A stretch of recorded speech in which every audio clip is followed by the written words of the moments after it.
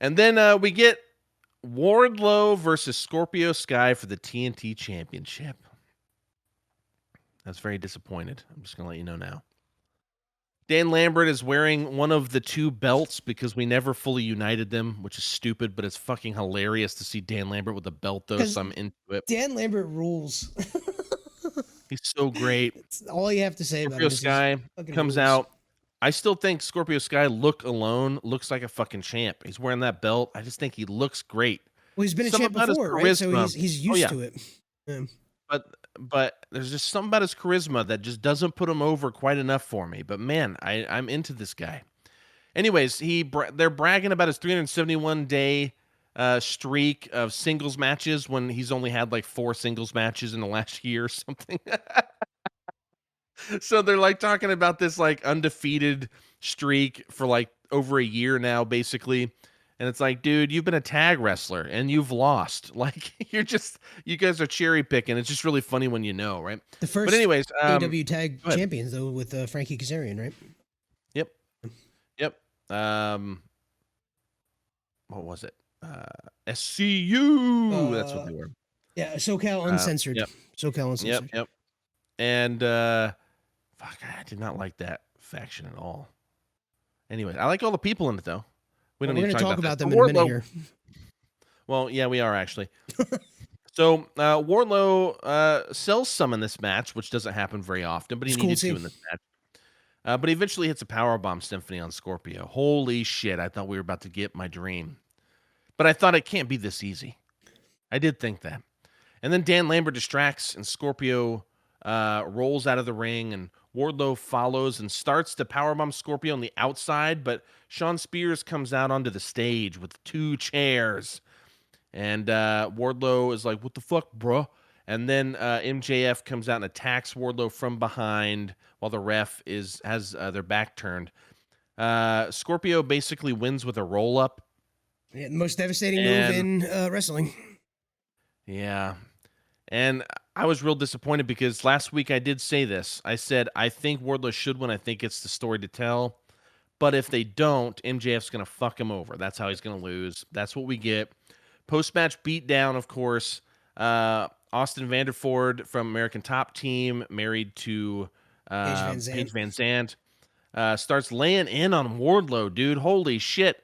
Laying him in. Dude looks like a geek, but he could kill me, so respect. Then MJF comes in. Wardlow starts to fight him off and almost powerbombs MJF, and Shawn Spears kills him with a chair, and Austin chokes him out. MJF hands Lambert a stack of cash. Holy shit. Clobbers Wardlow with the old diamond ring. I love that he got beat with the diamond ring because of Wardlow. And then MJF uses it on Wardlow. I think this is a great for such a worn out gimmick, this diamond ring. 3 fucking years this guy's been doing this, and it feels fresh again to me.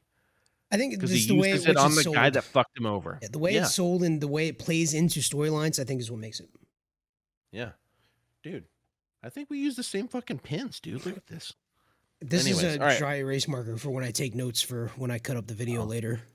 Fuck that shit. That's stupid. All right. Yeah, the work that you don't have to do. Yeah, this was an awesome. This was a fun thing to watch. It was just it really did upset me on a personal level that we went this route. Though because it's MJF, I just trust it will be fine. Like it's just going to be entertaining regardless. It's just frustrating that it is the way it is. Next match is Private Party versus.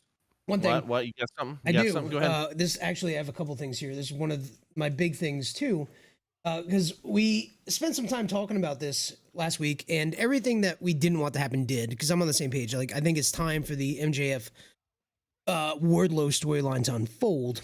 But it was always a possibility that Scorpio Skye was going to remain the champion for a little while longer, because that historically is what AEW does. Narratively, it doesn't make a whole lot of sense to me because, like, I think this is my problem with the ranking system in AEW. Why is he the champion, right? There's no lead up to it. There's no angle, right? Like he got the match against Sammy and now he's the champion. Now what's next? What role does Scorpio Skye end up playing? And I imagine it has something to do with Dan Lambert and co. Which is fine, I guess. Dan Lambert rules. I don't love Paige Van Zant. She actually worries me. I'm scared she's going to hurt somebody based on an interview she did this week, saying how she wants to start doing crazy shit, yet she hasn't even started training yet. And like she's surprised that they're telling her no. It's like it's worrisome to some degree. But aside from that, like the Scorpio thing, Scorpio's champion, I don't get it. I don't understand why it happened, like narratively. But like we mentioned last week, I think it was a really important time to be shown that they can have transitional champions, right? Out Yeah, I of agree. the 25 total title reigns in AEW, only 8 have lasted under 100 days. Okay. So we had FTR, they were the tag champions for 63 days. SoCal Uncensored, Frankie Kazarian and Scorpio Skye were tag champions for 83 days. Cody Rhodes had 3 reigns under 100 days. Yeah. 82, 31, and 35. Sammy Guevara had 2, but one was like this weird, like the Battle of the Belts thing, I guess. So his is, it's listed as 2 different reigns, but it's 84 and 42. Real quick on that, real quick. Cody won it. He had 3 times. The first time he got it was a legit win. And then Brody Lee beat the fuck out of him and squashed him and got the title. Brody Lee's And then the he third, comes the back. last one I was going to mention, 55 Yeah, days. but he comes back. Cody comes back after because he had to shoot like the Go Big show or something, or he's doing his like reality show or whatever. Yeah. Go Big And then Show's he awesome, by the way.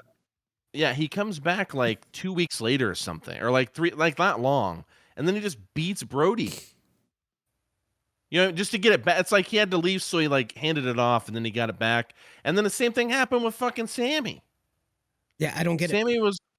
It's just his whole thing was baffling. Yeah, Though yeah. I actually really liked him as the TNT champion. I was fine with it. Like his original reign. Dude, if you haven't seen, I don't know if you've seen it, but if you haven't seen Brody Lee's like squash, I've watched all of the when stuff he for wins. Brody Lee. Big respect, Yeah. obviously. But yeah, after that, Brody Lee was the final one I was going to mention. He was the last one, or the last one on my list anyway, to have a title reign under 100 days, and that was 55. So, even the shortest of them, which was the weird 31 days from Cody Rhodes, or I guess if you want to even excuse some of the other ones, we'll say 63 days from FTR. There has not been a transitional moment yet where it has been needed. It's been these weird back and forths, or I don't know what the short FTR reign was about. I wasn't watching when that occurred. That was basically just a pay-per-view to a pay-per-view. Yeah. They won it on one pay-per-view I guess and that makes lost sense. the next, I believe. There had to be this moment that had to happen for the believability of these things to occur, and this was the perfect moment for it to have happened, and it didn't, which is severely disappointing. Not bestseller in chat says go Big Show effing slaps. They're absolutely right. But overall, I mean, if this is the direction we're going, it has the way I see it occurring now is that this beef between Wardlow and MJF continues. Scorpio Skye is going to get involved because MJF is paying Dan Lambert to some degree, apparently. I guess we'll see further, but it just seems a little bit too prescribed now because Wardlow's going to end up winning the belt sometime between now and maybe 2 pay-per-views away. And then MJF's going to take it, and then Wardlow's going to win it again at the end, probably. Right? I mean, how else does this unfold? What a great story. That's how it needs to happen. Yeah, but I mean, that might be a year of booking.